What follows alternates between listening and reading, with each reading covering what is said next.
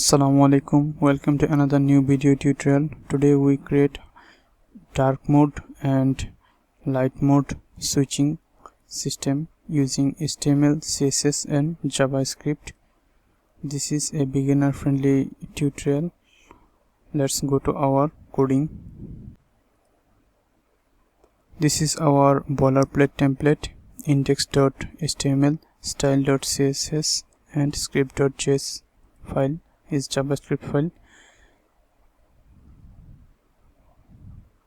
We will provide the boilerplate in video description. Also we will provide the source code in video. Partial source code are provided in boilerplate.